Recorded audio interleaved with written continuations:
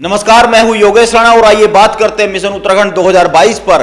हरीश रावत ने भाजपा की धामी सरकार पर एक बड़ा गंभीर आरोप लगाया है। उन्होंने कहा है राज्य के मुख्य सूचना आयुक्त का पद रिक्त है, उस पद का सौदा हो चुका है।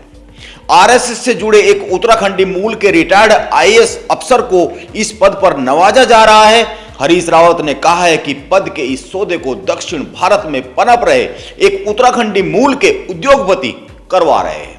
हरीश रावत ने यह आरोप अपने सोशल मीडिया अकाउंट पर लिखी एक पोस्ट में लगाया है। हरीश रावत ने यह पोस्ट लिख तो दी, लेकिन वो इस पर सोशल मीडिया पर घिर गए क्योंकि उनकी इस पोस्ट ने एक बड़े सवाल को जन्म दे दिया है। हरीश रावत ने बड़ा गंभीर आरोप लगाया है, लेकिन उन्होंने इसका कोई प्रमाण नहीं दिया है। हरीश रावत के पास पूरी सूचना है तो वो उसको आधा अधूरा क्यों शेयर कर रहे हैं? क्या वो किसी को बचाना चाह रहे या चुनाव पास है इसीलिए केवल राजनीति कर रहे हैं? इसके अलावा सवाल कुछ और भी है, लेकिन इस पर बात करने से पहले यह जानना जरूरी है कि राज्य के मुख्य सूचना आयुक्त की नियुक्ति कैसे होती है। राज्य सूचना आयोग में एक मुख्य सूचना आयुक्त और 10 राज्य सूचना आयुक्त होते हैं, जिनकी नियुक्ति एक समिति की सिफारिश के बाद राज्यपाल द्वारा की जाती है।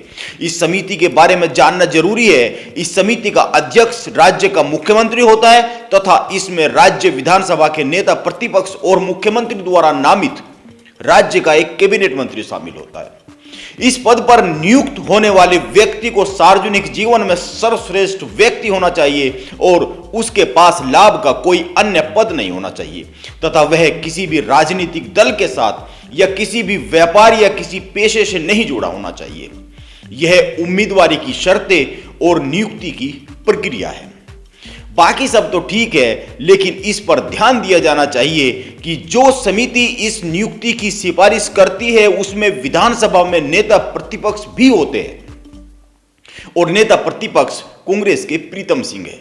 यानी जो हरीश रावत कह रहे हैं उसकी जानकारी प्रीतम सिंह को तो होगी ही। इसीलिए मैं सवाल कर रहा हूं कि फिर हरीश रावत यह लुका छिपी जैसी जानकारी क्यों शेयर कर रहे हैं? वो कुछ छिपा रहे हैं या फिर केवल राजनीति कर रहे हैं? वो गंभीर आरोप लगा रहे हैं तो इस आरोप की जद में प्रीतम सिंह भी आते हैं, क्योंकि उन्होंने कहा है कि सौदा हो चुका है यानी नियुक्ति होनी है और प्रीतम सिंह की इसमें सहमति है क्योंकि वो समिति में होंगे। यह सब गोलमाल है क्योंकि हरीश रावत कोई प्रमाण नहीं दे रहे। क्या हरीश रावत चुनाव में लाभ लेने के लिए मनगढ़ंत बात कर रहे हैं? मेरी सारी बातें चुभती हुई जरूर है, लेकिन मैं वो ही बात कर रहा हूं जो आम जनता के मन में है। उन्हें यह बताना चाहिए कि कौन है इस पद का सौदागर और कौन है बिचौलिया, क्योंकि चुनाव नजदीक है, जनता को हर बात जानने का हक है। वैसे हरीश रावत की पोस्ट पर भी कई लोगों ने कहा है कि आप जैसे सीनियर नेता को बिना प्रमाण के ऐसे बयान नहीं देने चाहिए। मैं ये नहीं कह रहा कि हरीश रावत की बात में सच्चाई नहीं होगी, लेकिन सच्चाई को प्रमाणित किया जाना बहुत जरूरी है क्योंकि चुनाव पास है। मैं बार बार कहता हूं। अब पता नहीं हरीश रावत इसका प्रमाण देंगे या नहीं देंगे, यह तो आने वाला समय ही बताएगा। उसका इंतजार किया जाना चाहिए। नमस्कार, आप बने रहे मेरे साथ।